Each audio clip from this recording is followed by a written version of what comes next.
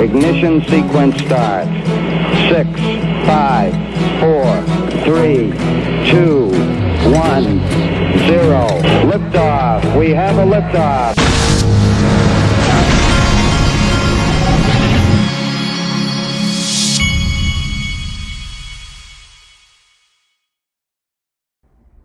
Hey everybody, this is the Digital Asset Investor, and I wanted to show you this.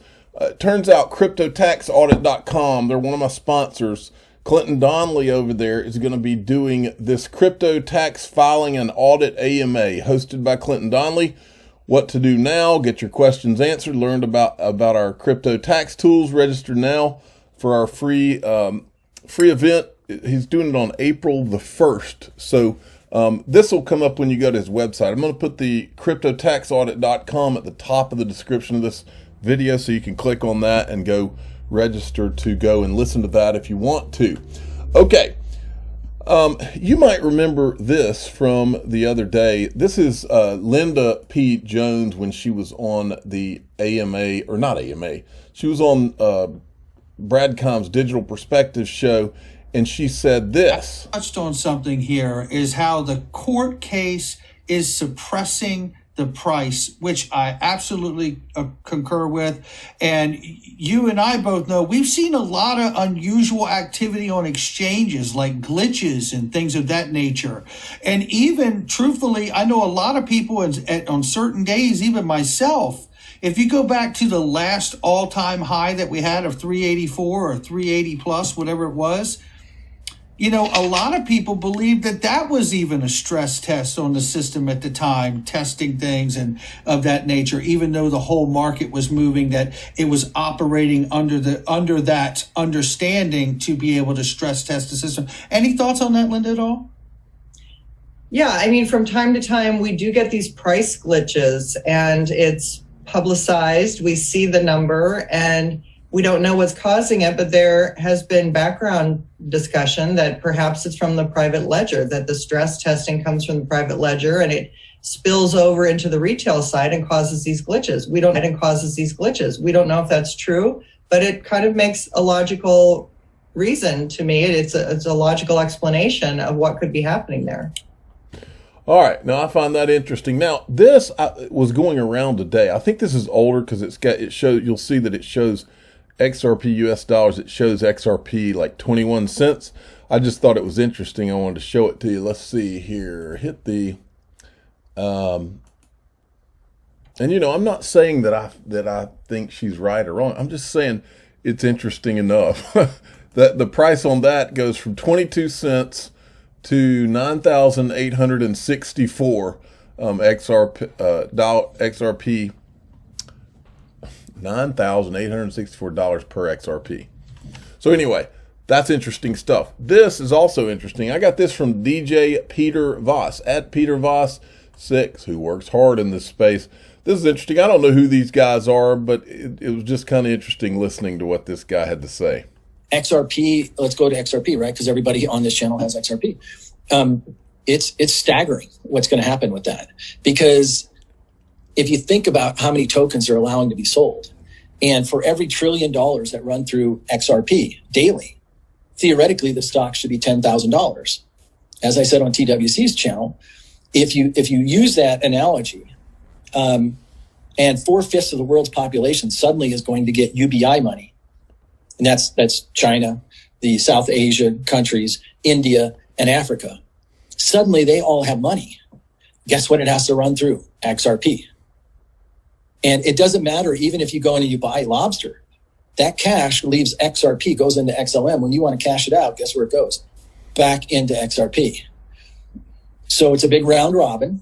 And so XRP is just going to be outrageous. I mean, we're hearing absolutely stupid 7-digit numbers.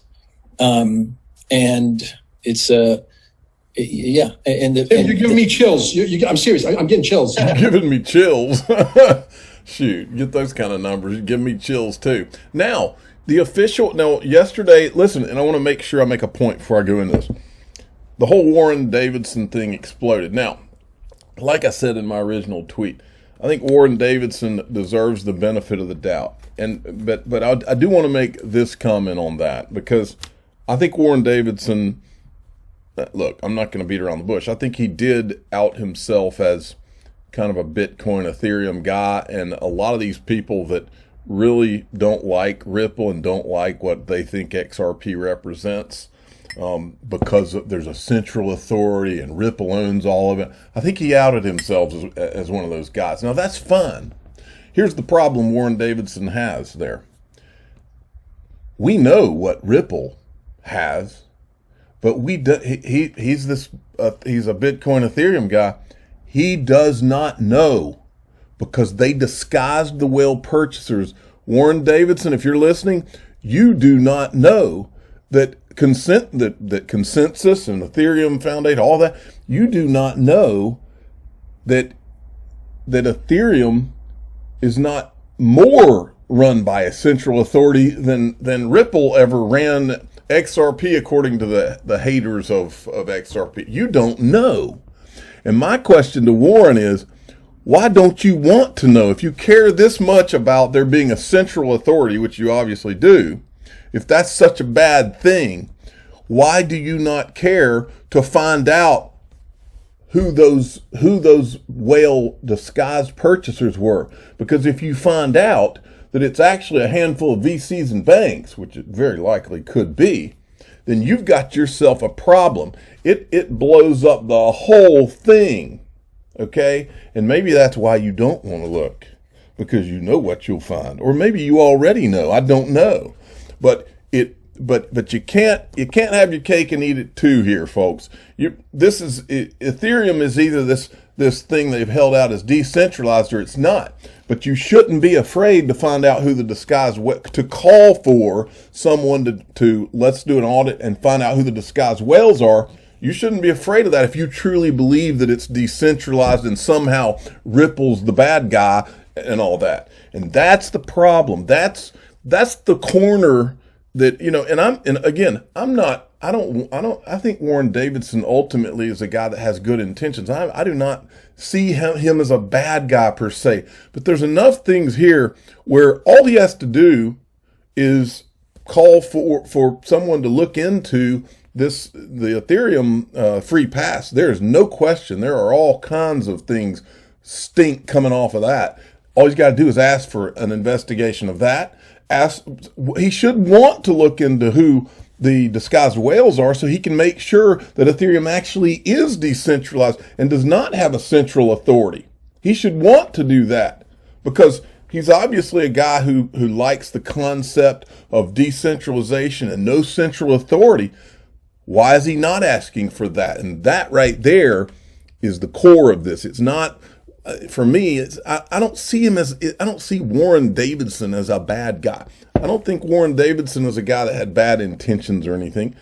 I think he accidentally showed a fake thing, but I think he also showed us his card and said, oh, I got a problem with, I think Ripple's this central authority or whatever.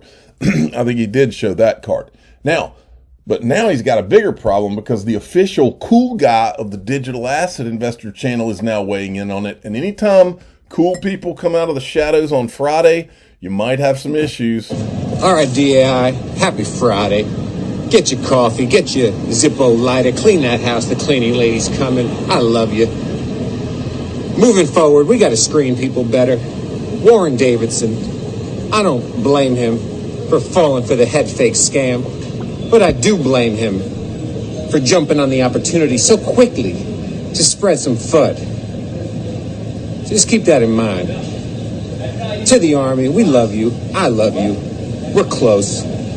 We gotta be. So, and by the way, Warren Davidson has a standing opportunity. He's like anybody who apparently are Ethereum or Bitcoin lovers. Warren Davidson has a standing opportunity. I will let him on this show, and I will let him clear the air. And if it's just him apologizing to the XRP community, but also he doesn't go off this show without me asking him, why are you not looking into the disguised whales, and why are you not interested in finding out about this Ethereum free pass? It's not enough that we try to pass legislation. There's too much stink here. Okay, it's just not enough. Or why is he not out being a much louder voice against the SEC and what they're doing to Ripple when they're not looking at Joseph Lubin or Ethereum or any of that at all? Why is he not a loud voice there? That's another problem. Now, so John Deaton had sent him, or had said this. He said it's easy to make a mistake reading false information in this digital age. If Warren Davidson believed the false info, I understand his tweet. More importantly, I'm hopeful we will make inquiries related to the gross appearances of impropriety regarding the SEC. And he's retweeting my tweet, which is Warren Davidson doing anything after this meeting? That's the question. He has the info. Remember this? This is John Deaton. He met with Warren Davidson, and he extended his sincere gratitude for taking the time to discuss our request for an investigation into the huge conflicts of interest and gross appearances of impropriety related to the decision to give Ethereum a free pass and attack XRP holders. Congressman Davidson expressed real concern for XRP holders, including the more than 600 in Ohio that have joined as amicus in the case. Congressman Davidson understands this space and the issues better than most. We need more like him in Congress. So, you got to put your money where your mouth is, Congressman Davidson. That's what is the deal here. Okay, and here are the problem here. Look, people, all of us, this is what we do. So the second that red flags go up on someone, we go and look for their own words and look where they've been. And my first search on YouTube, I can't remember what I typed in here, but just Warren Davidson, started looking through, and this is the first disturbing thing that popped up. And I said, the can of worms has officially been opened. Invited to the event, this is when he held an event for crypto, for the financial industry heavyweights, NASDAQ, DTCC, Andreessen Horowitz, Union Square, which are these are the two venture capital firms that ran the venture capital working group that gave Ethereum the free pass. These are the two venture capital firms right here. So that is double. Now we have two double red flags. Okay. And then, unfortunately, TAIG started doing his thing, and now we have this. He says the Ethereum and Bitcoin nonprofit lobbying organization Coin Center. Now we know, we've been talking about Coin Center, Blockchain Association, Digital Chamber of Commerce, and how they don't seem to be trying to support John Deaton or Ripple in their case. He says organization Coin Center is one of the biggest reasons this country is being starved of innovation. It's all to protect the incumbents' pockets. U.S. retail investors are like gum on the bottom of their shoes. And this is the conference that was put together by Warren Davidson. This is Jerry Brito. He's a known, and we can prove it because we can show you his tweets. He's a known anti-Ripple, anti-XRP guy. He's with Coin Center. And then you got this guy. Remember, this is, I think his name's Peter Falkenberg. He's the same guy. Remember the video clip with Ryan Zagone from Ripple on stage? And he says, Peter's probably not going to like this, but proof of work doesn't work. And Peter started to get upset. And he said, and then Ryan Zagone from Ripple went on to say, this is the problem in this country is we don't have a level playing field. They've given Bitcoin and Ethereum this quasi-designation, but they're leaving all the rest of us out here. All we want is a level playing field. And this was created, this non-level playing field was created by giving Ethereum and Bitcoin the free passes.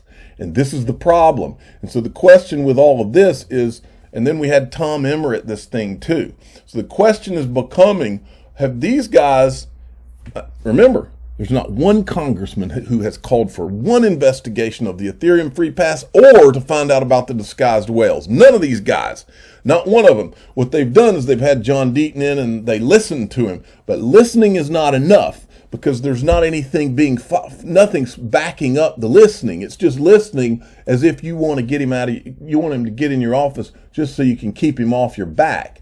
That's what it feels like. Now we're going to find out, because the proof's in the pudding, right? Okay, now if you go down here in TAIG's thing, well, here's the same guy. This, what's his freaking name? Jerry Brito, same guy. Same guy is sitting here in a conference with Gary Gensler. Is it smelling worse? You can probably smell it through my computer at this point. How about this? Here's a Jerry Brito tweet. Here's a post where we argue Bitcoin is not a security.